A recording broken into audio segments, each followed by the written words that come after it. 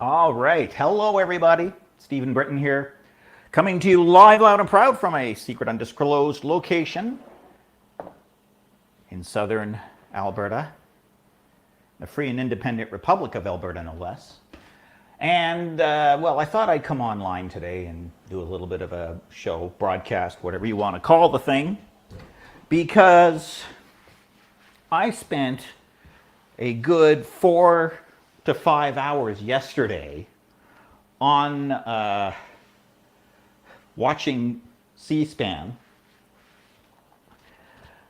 and watching the absolute shit show in Washington DC, and what a mess it was.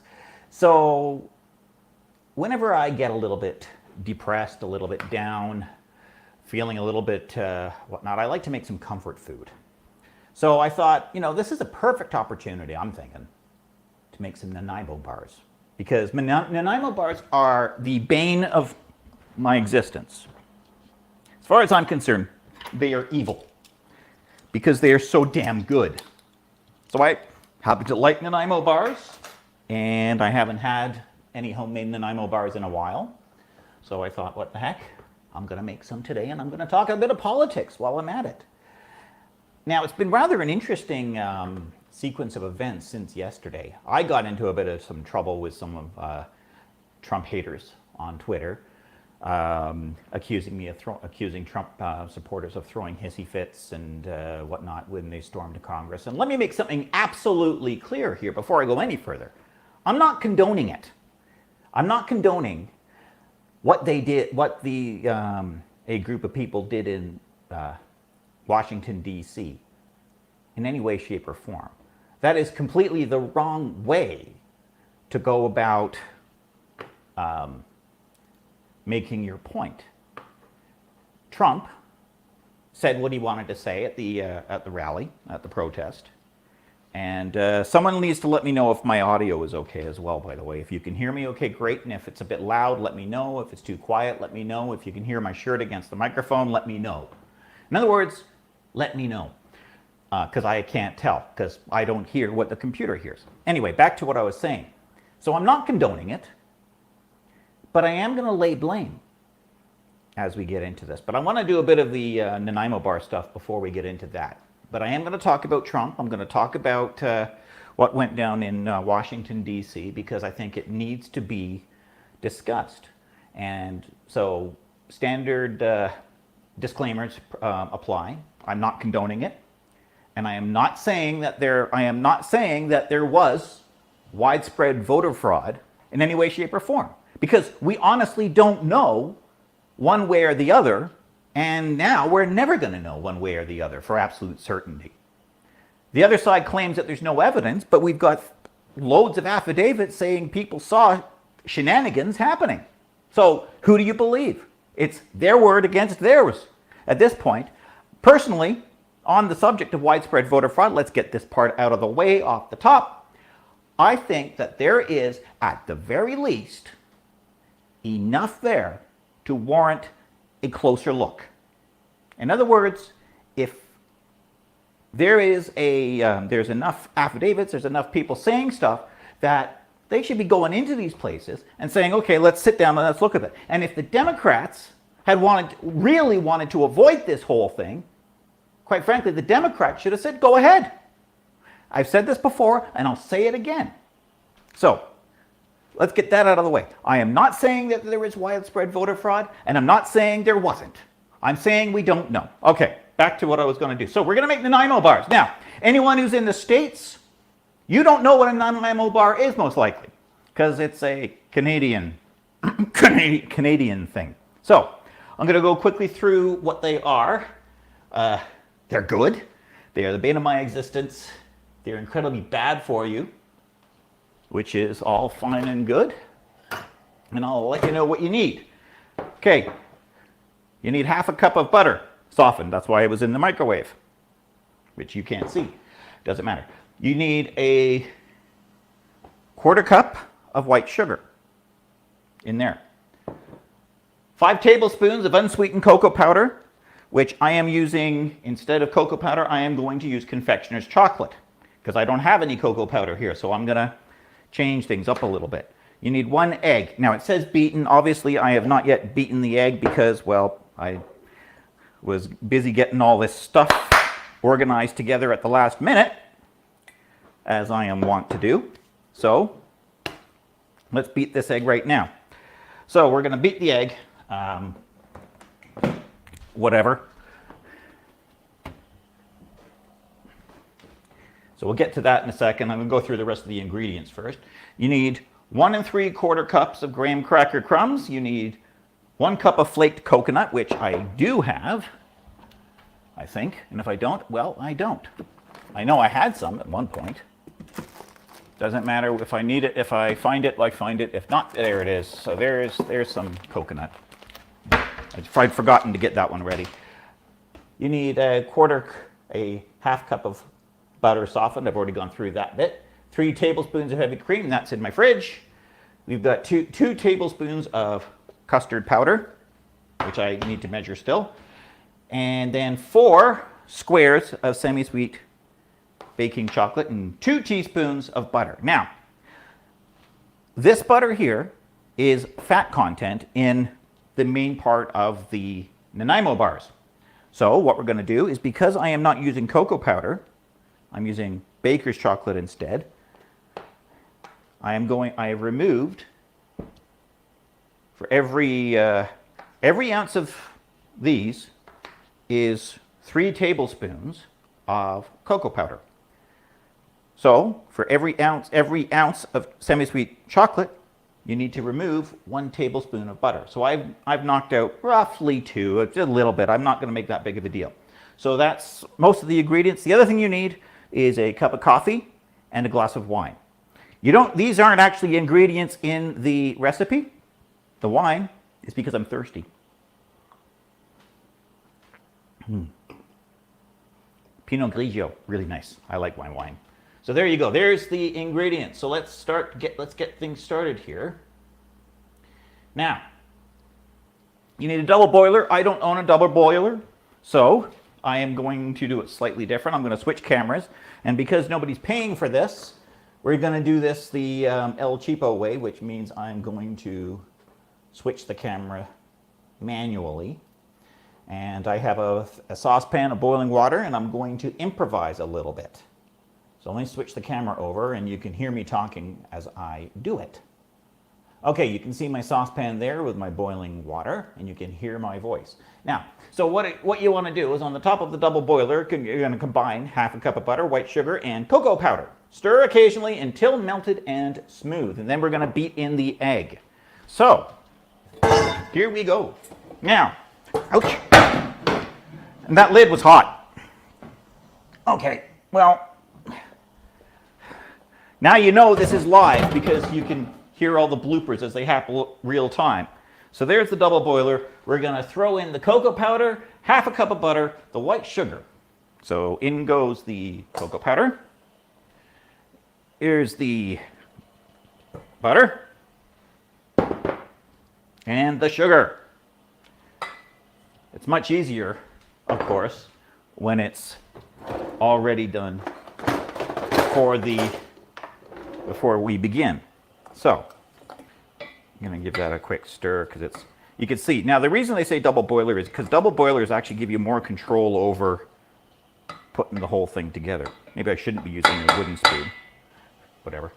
So I'm going to let that come together just for a minute and a moment here.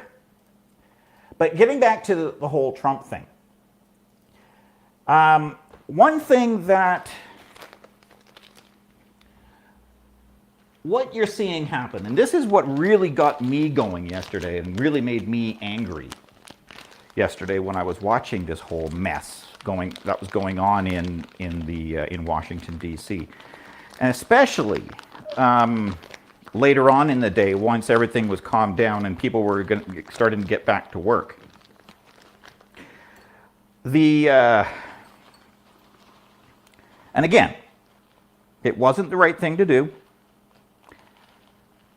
It was, but what you saw happening, and I'm not condoning this. And you can understand something without condoning or agreeing with it. But what you have seen happening for the last 4 years, every step of the way, since 2015, Donald Trump has seen the Democrats accuse him of colluding with Russia, of colluding with the Ukraine. They impeached him on something that was completely baseless. Their own people. There were selective prosecutions of people in going on, like General Flynn, for example. That was very much a selective prosecution of General Flynn. You can see it's starting to come together really nicely now. So every step of the way during his presidency, Donald Trump has been obstructed, he has been fought, he is being maligned, he has been accused of all kinds of things, he has been labeled a Nazi, he has been, and his supporters have received the same kind of treatment from the left. The left has gone so far as to try and ruin the lives of a lot of Trump supporters. And how do you do that? Very simply. You do that by getting them fired. You do that by, that's coming really nicely, actually. You do that by getting them fired. You do that by getting them banned from various social media platforms like Facebook and Twitter and whatever. So, as you can see, it has been double boiled. It is now all one nice big mix together. Not quite. There's a little lump in there, I just noticed. And when you get that happening, Trump's supporters start to see really no option other than to start doing actions in a more direct format. And especially when what you see is after an election with questionable results, and it's fair to say that the results are questionable, every step of the way, they have been fought, they have been maligned, they have been ridiculed, they have been stamped on by Republican appointees and by Democrats alike, from governors to legislatures to the judiciary, and all the way up to the top court of the nation. And what you saw yesterday is a result of, it's the culmination of 4 years of obstruction and ridicule and everything that you saw all the way through the election process. So my point is, this result is nothing more than the fault of the Democrats. And more broadly, the political establishment of the United States. That's who's to blame. So I'll come back and make some more points about that in a second, because I want to get into some of the things that were said once order was restored and Congress got back to work. But between then and now, let's do a little bit more of this recipe here. So removing the heat, mix it. Okay, beat in the egg, stirring until thick, which should take 2 to 3 minutes. So this is going to go back on the heat like that. We'll switch the camera so you can see. And here comes the egg. We'll beat in the egg.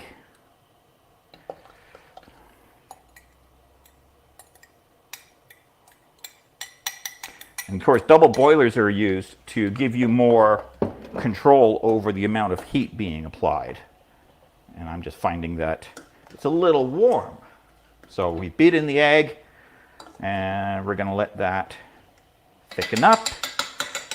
Should take a couple of minutes. It's already starting to thicken, actually. What does it say here to do?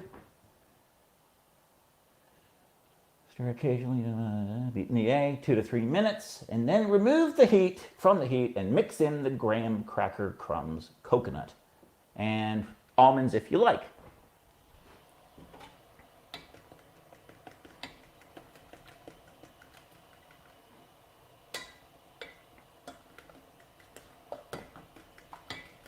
So, ooh, that is starting to look nice. I can see it coming together right now.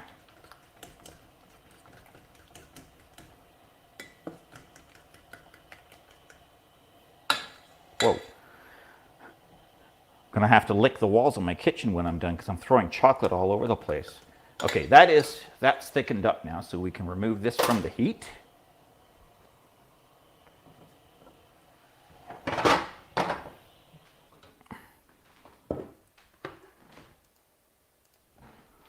All right, there's our mix, and now we're gonna we've beaten in the egg. Now we're gonna mix in the graham cracker crumbs,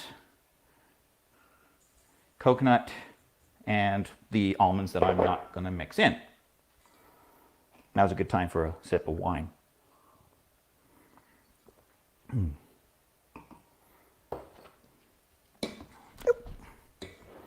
You'd think I'd learn by now.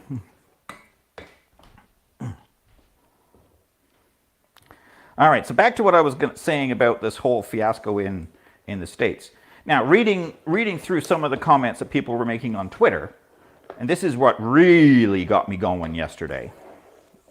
You've got people like Elizabeth Warren, people like Joe Biden, accusing these people of being domestic terrorists, an act of insurrection, and all kinds of incredibly exaggerated rhetoric in the face of, quite frankly, in an extremely not pathetically, but nasty, hypocritical manner. And I say that they're hypocrites because what's been going on for the last year around the United States? Political violence. Perpetrated by who? Antifa and Black Lives Matter. And I'll give you one big difference between what would have happened if Black Lives Matter and Antifa had stormed into Congress and stormed the Capitol building. There wouldn't be a Capitol building. They would have burned it down. Trump supporters didn't do that, did they? So there's the point. And so there's something to think about. That is thick. Ooh, look at that. There is our base for our Nanaimo bars. Okay. So now the next step is to press that into an 8-inch. Now it says obviously an 8-inch pie sheet or whatever of an ungreased 8 by 8 inch pan. This is close enough. I don't know if this is 8 inches by 8 inches. I don't really care. Some of that chocolate that I was talking about. Let's get rid of that, because it's going to be a real mess if I don't. Now, my hands are clean. I did wash them before we started. So we're going to press this into the bottom of an ungreased 8-inch by 8-inch pan of some kind.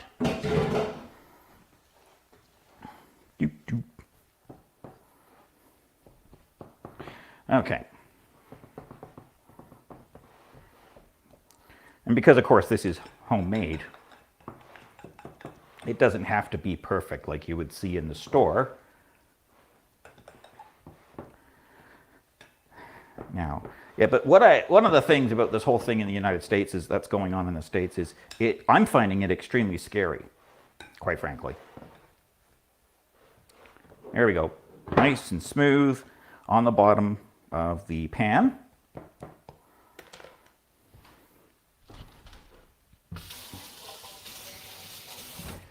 Because what's going on, because of the things that have been said since yesterday, have made matters worse. And I'm not talking things said by Republicans or by Donald Trump.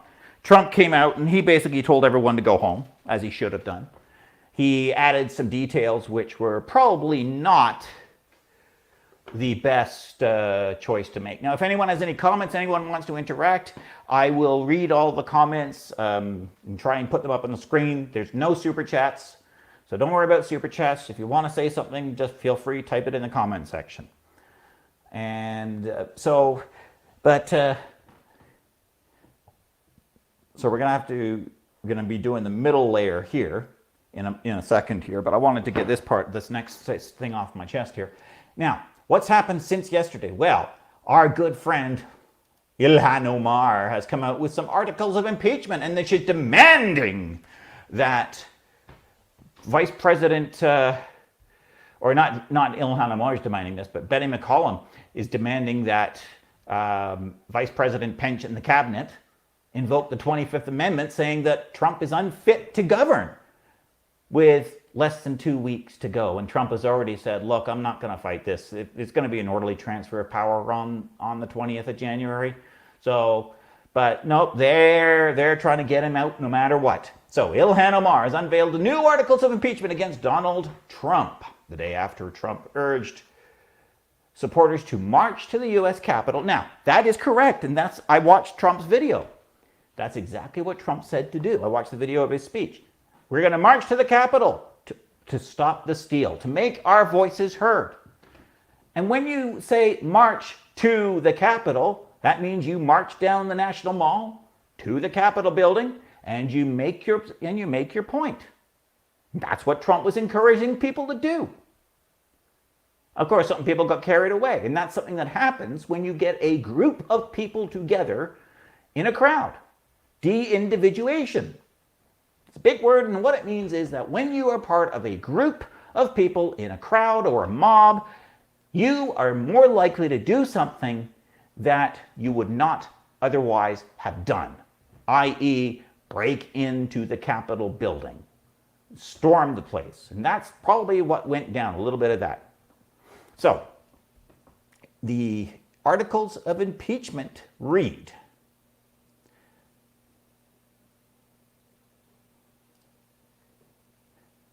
resolve that Donald John Trump, President of the United States, is impeached for high crimes and misdemeanors, and that the following articles of impeachment be exhibited to the United States Senate. Article of impeachment exhibited to the House of Representatives of the United States of America in the name of itself and the people of the United States of America against Donald John Trump, President of the United States of America, in maintenance and support. How do you move? Oh, I cannot seem to find the rest of this here.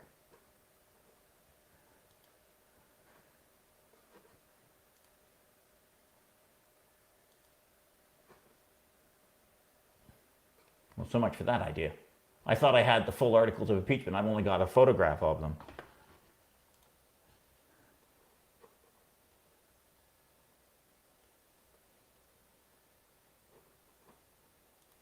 So give me a moment while I find... here we go. Now, I'm not going to read the whole thing. On January 2nd, 2021, President Trump violated his constitutional duty to take care of the laws of the United States be faithfully executed when, on a recorded call, he repeatedly asked Georgia Secretary of State Brad Raffensperger to overturn the finalized and verified result. That's not what he did. That's not what he did, of course. And that was a settlement call. It was agreed upon at the beginning of the call that it was a settlement call. It was leaked unethically and illegally. That was not Trump's fault. Trump simply said, I want to find these votes. And then what basically... I listened to a chunk of the call, and what I heard was Trump said, look, this doesn't make any sense. These numbers make no sense. And I want you to, we need to find these votes. What happened to them? And then the other guy says, well, we don't agree with you. Trump's lawyer said, well, we don't agree with you. And then, so Trump's lawyers then said, let's sit down and talk about it. And Raffensperger's lawyer said, okay, we'll work it out. So, sounds like they're going to sit down and talk to each other. So it was a call where basically one group of people said, we think this. The other group of people said, we say that. First group of people said, well, we don't agree, so let's sit down and talk about it. Okay, let's talk about it. Which is what reasonable people do. So that's the first article of impeachment. In all this, Donald John Trump has acted in a manner contrary to his trust as president and subversive of the constitutional government. No, he has not.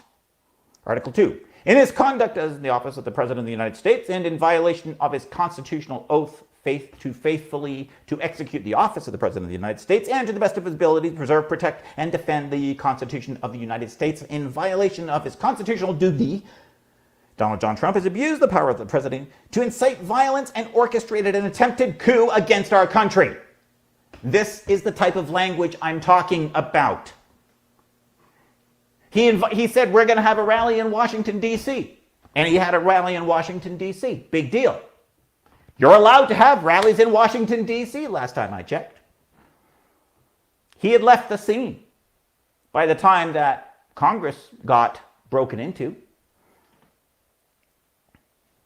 And then she goes on to say that for the sole purpose of inciting violence and obstructing Congress, no, he didn't. He said, we're going to march to the Capitol. He didn't say we're going to march in and break into the Capitol. He said it's going to be wild. And it was wild up to that point. And then it got nuts. So this is a political attack. And then he said, go home in peace. We love you. You're very special. And that's what he said. And Trump is not known for being very good with words. And he honestly, he's obviously going to stick to the election was stolen line. He can't back down from it now. But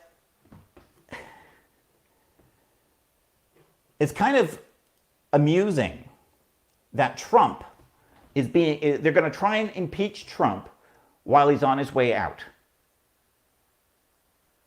And if anything, the attempted coup, well, there is no attempted coup. I don't think these guys were attempting a coup at all. You don't storm Congress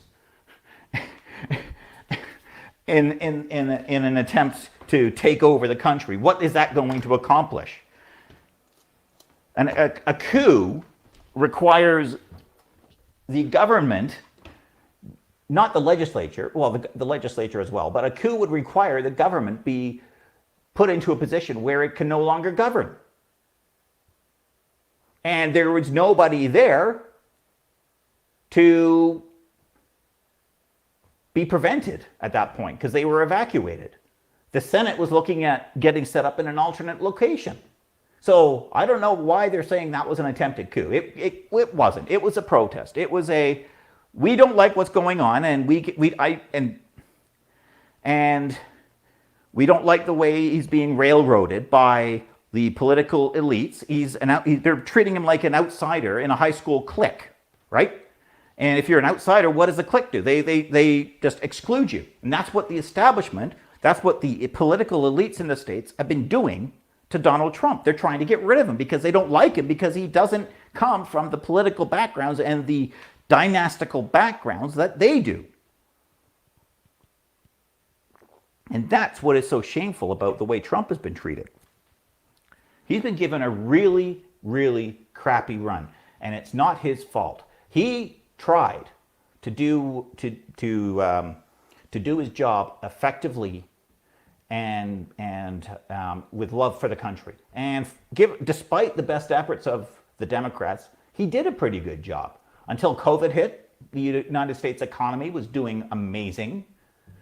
Lowest black unemployment in history. 4 peace deals in the Middle East, including the normalization of relations between Israel and one of the Arab countries. I don't remember. I wanted to say Saudi Arabia, but I'm not convinced it is Saudi Arabia. But you're seeing Israeli food showing up in markets in Arabian countries, in an Arabian country. I think it's UAE, actually. Doesn't matter. The world is now a safer place after 4 years of Donald Trump than it was when he started. And he's the first president since, I think, Herbert Hoover to have ended and pulled out of wars and stopped conflicts. And he's being treated like shit by the establishment, and it's not right. And this is what his supporters are seeing. And because they have been completely ignored, eventually someone is going to reach the breaking point. Now, as I said, I don't condone it, but that's what has happened. So anyway, back to the Nanaimo bars again, because we're sitting here. I've got the very nice thing with a coconut and graham cracker. And this is just tasty in and of itself. Okay. For the middle layer, we're going to cream together another half cup of butter. So let's get another half a cup of butter ready to go. I should have had this softened up already, but I didn't realize I needed it. So we'll nuke it for a few seconds.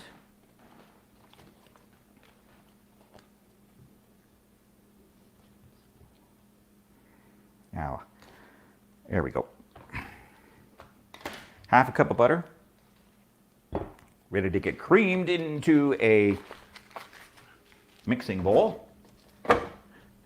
Let's make it a little bit softer while we're at it, though. So we're going to cream together half a cup of butter, the heavy cream, which I am now. Heavy cream is not something that I have been able to find, but I have discovered, got to cover up the brand name.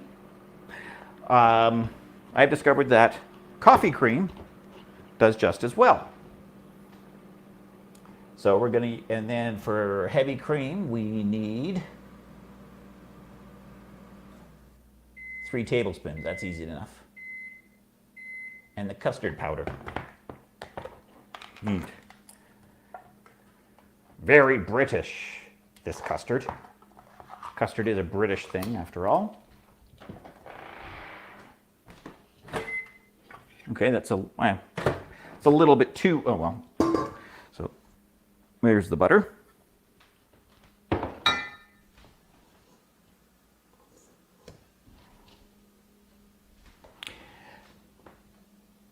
Heavy cream, and that was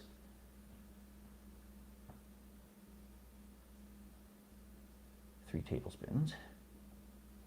How much custard?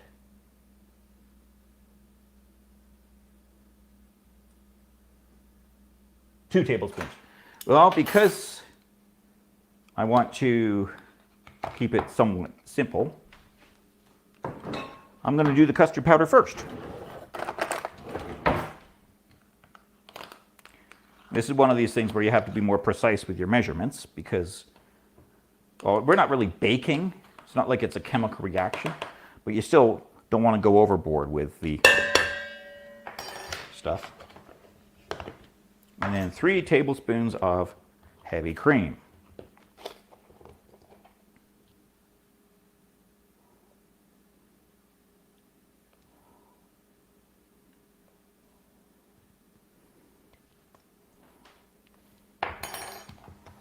Or in this case, coffee cream.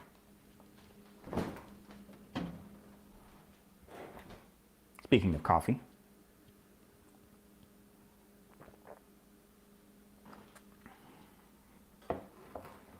sometimes I spill drinks on myself. I just tell people that when that happens, I just say that I have a drinking problem. So, here we go. So that needs to be all creamed together. So we're going to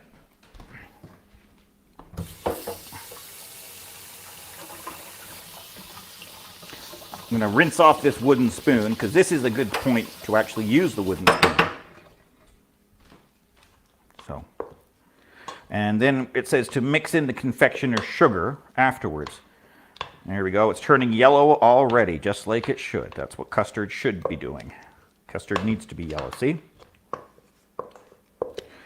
Yes, I'm left-handed. And everybody is born right-handed. The truly gifted grow out of it. So, cream, whoops, yeah, I'm wearing it.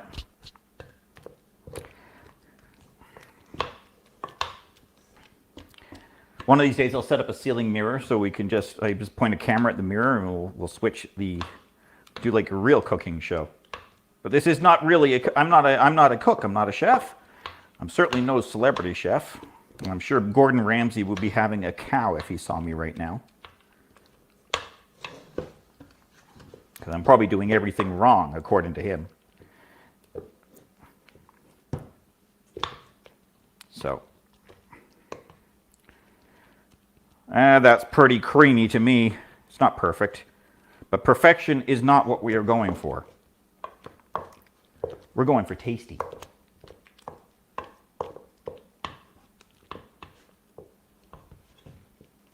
So now it says mix in the ice, it says confectioner sugar, icing sugar, same thing. So I'm just going to do this a little bit at a time. It doesn't say to do that, but I'm going to, because I know that it can be tough to mix in confectioner sugar, icing sugar, whatever, until smooth.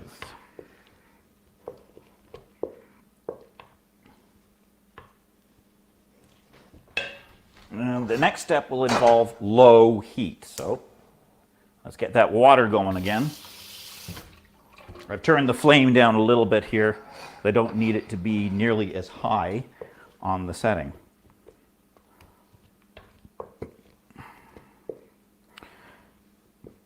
And once I've got all this mixed in, and it's lumpy, so I'm going to probably get out a mixer of some kind and give it a zap with a real mixer in a moment, or maybe a whisk. Haven't decided yet. So now while I'm mixing this here, I'm going to open up another web page because it's been incredible, some of the horrendous things that people have been saying since. Now, I've already said that Elizabeth Warren came out yesterday and condemned this, and so did the Republicans, by the way. The Republicans condemned the actions, and pretty universal in the condemnation. I think that's reasonable to say.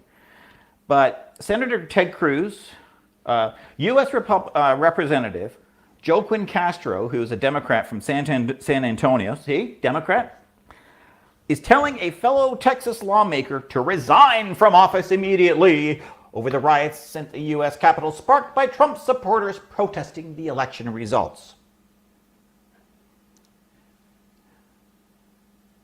His brother has also said the same thing. Funny, their last name is Castro. Another former presidential candidate and Texas politician, Beto O'Rourke, blamed Cruz's self-serving attempt at sedition. See, listen to these words. Sedition, domestic terrorism, insurgency, insurrection, thugs, criminals, and so on. These are the same politicians, and this is the same media that has been for the last, 3 years, 4 years even. Now this is nice and smooth. But these guys have been turning a blind eye to violent acts, burning down cities all across the United States, hitting people over the head with a bike lock. And one person did from part of Antifa. And the Democrats and the media, which is basically the official propaganda wing of the Democrat Party, have been turning a blind eye to it. And they've been ignoring it, excusing it and justifying it. Kamala Harris actually said they're going to do what they're going to do. And 3 other Democrats have called for people to harass and scream at members of the Trump government if they see him in a restaurant or out for lunch or whatever. They've called for that kind of behavior, and others have called for, suggested that there should be outright violence in the streets and so on. And nothing has been done. Nobody said anything to them. And now, just because it's the other side, they're all screaming that and then one of the politicians said that anyone who supported Trump from Congress should be expelled from Congress for supporting Trump. All because they're Republicans. And what is Facebook and Twitter doing? Well, they've been systematically purging all conservative voices. They've harassed my other page, Stop Justin, off the site. I'm now over at Locals with that one, locals.com. Check them out. They're really good, actually. It was created by Dave Rubin. In any event, back to what I was saying here. But listen to the type of language the Democrats are using, and ask yourself: is this kind of language helpful? And even Joe Biden, yesterday, with his little squinty eyes, came out and he said, "This is an insurgency, an insurrection." You know, calling these guys, again, thugs and seditionists. All because they have seen, for the last 4 years, a systematic campaign of cancel culture, canceling, silencing, thuggery, beating them up, ignoring them, ridiculing them, calling them racists and transphobes and whatever, all because they disagree with the Democrats. And it gets to a point where, as I said, right or for wrong, they've had enough. So you get a bunch of people in a group together, you lose that sense of individuality, you start being more likely to do something that you wouldn't otherwise do. Now what I'm doing here, by the way, with the, this is the second layer, this is the custard layer, and I'm spreading it out inside, because the way a Nanaimo bar works is there's 3 layers, and this is the second layer now. There's the base, which is the graham crackers and the coconut. And then there's the second layer, which is the custard. And the third layer, which is my favorite. It's also the easiest layer to make. We'll get to that in a moment. Now, last time I made Nanaimo bars, it was rather amusing because I went to get them out of the dish that I was using, and the whole thing popped out as one great big thing. So I had an 8-inch by 8-inch Nanaimo bar, and I ate it. Not in all in one sitting. So, but getting back to what I was saying about the whole fiasco and the disaster that was in Washington DC, and it's absolutely tragic that 4 people have died in this. One person has been, they were shot through a window by, understandably frightened, probably Capitol Hill police officer. Unarmed, by the way. And that was the other thing. The Democrats are screaming that these guys were armed. As far as I know, they were not. I've seen no evidence to indicate that they were. But why let a good crisis go to waste? I'm starting to wonder if this might be Joe Biden's Reichstag moment. Look it up. I'm not going to go into any more detail than that. But, people accuse the Republicans of being anti-democratic. Not in the slightest.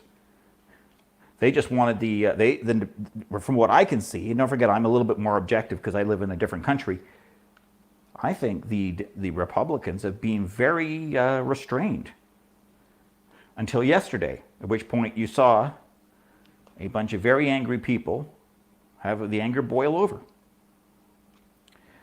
But the rhetoric that the Democrats are using is causing more damage than it is solving. Because the rhetoric from, like, when you start to use, and you're escalating it to a point with words like this, where you're further marginalizing these people. Ted Cruz said that he is looking to have the nation heal at this point. Come back together, start listening to each other, start engaging with each other, and instead he was told to resign. That there, I think, says it all. The left are doubling down on this whole thing, and they're upping the ante. They're making it worse. And they don't seem to have any intention of improving the situation.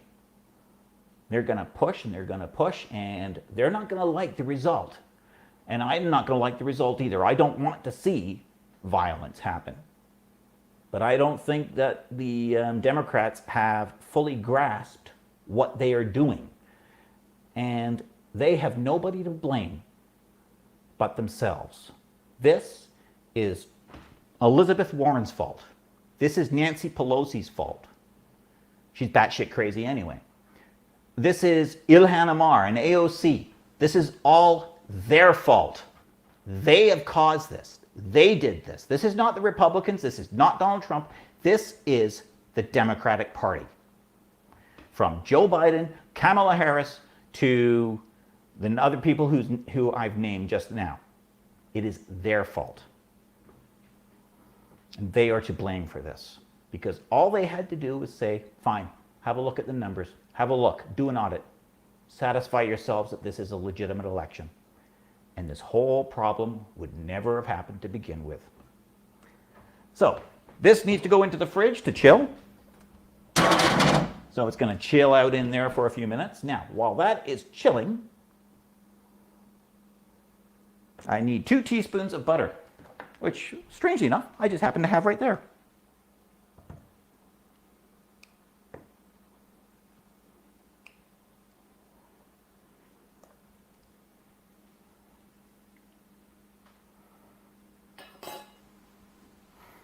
I'm going to toss that in there like that.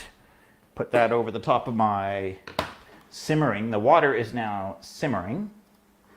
Show you what I mean here. Right? See, it's not boiling nearly as heavily as it was earlier. So we'll just keep an eye on that for a few moments while it does its thing. And the slower that I have that melting, the longer it'll have in the fridge to chill. And then we'll take it to the next step. I've pretty much made the point that I wanted to make regarding this whole thing. And I find that cooking and baking and making Nanaimo bars and just ranting onto the YouTubes and the various other platforms that I'm on, I find that it's kind of cathartic. I feel a lot better than I did when I started, because I was getting angry when I was hearing these hypocritical statements by these Democrats. But make no mistake, it's not the Republicans who are the fascists. They claim fascism is right-wing. It isn't. It's totalitarian. It's left-wing. It's collective. It's government controls everything. Government tells you how to live. Republicans want to leave you alone. It's the left that is dangerous, not the right. And you're stuck with it. You in the States are stuck with it for another 4 years. Or at least for 2 years, until you can get to control of the House of Representatives again, and God help you if you don't. Now, the good news is any impeachment effort that does get passed through the House of Representatives will die, because they don't have nearly enough votes in the Senate to oust Trump. I don't think any Republican worth their salt would dare vote to convict Trump at this point in time, simply because they know full well how stupid a decision that would be. There's less than 2 weeks to go. Let him finish his 2 weeks. That's 3 times I've almost burnt myself over here. This is starting to melt already. Yeah, actually, I think that's probably ready to be mixed down. Not quite. It's not going to be long. Oh, nope, there it goes. So what we're doing here is we are making a very nice chocolatey coating to go on top of the Nanaimo bars. You probably used the wrong size mixing bowl for this, but whatever. There it is. Okay, that is all now that has melted together very nicely.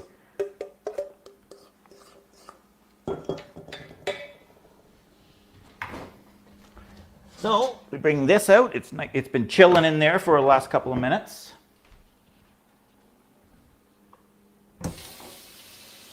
Bring out the spatula. which I did not get at Spatula City.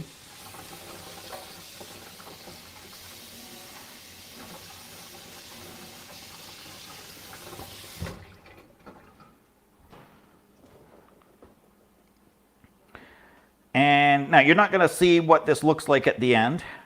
So I'll give you a quick overview as to what's going to happen once I have finished this whole thing. Because it's not going to be, I'm not going to be able to cut these up while I'm live.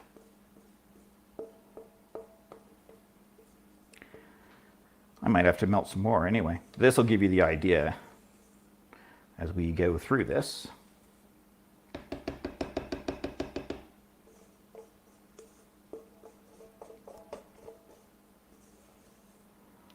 So I'm going to spread this out as best I can. It's not quite ready. Yeah, I'm going to need to do some more, which is fine. Just get out some more chocolate. There's already a little bit of butter in that, in this glass thing here. What we're going to do is we're going to spread the chocolate out on top of this. I'm just going to wrap this up as and call it, because we're pretty much done anyway. So this is going to be spread out on top of the whole thing. I'm going to toss that back in the fridge to let it set. And then once it is set, I'll probably end up leaving it in there overnight actually. But once it is set, then I'm going to cut this into bars, roughly 1 inch by 2 inches. Maybe less, maybe more, depending on my mood. And then you will have a layer of graham crackers with coconut, a layer of custard, and a layer of chocolate. And there you have Nanaimo bars. And you have my take on this shit show in Washington, DC, a la Donald Trump. So everybody, thanks for tuning in. All 3 of you, I think it was. And I'll see you next time. Or actually, I won't see you, but you'll see me. Adios.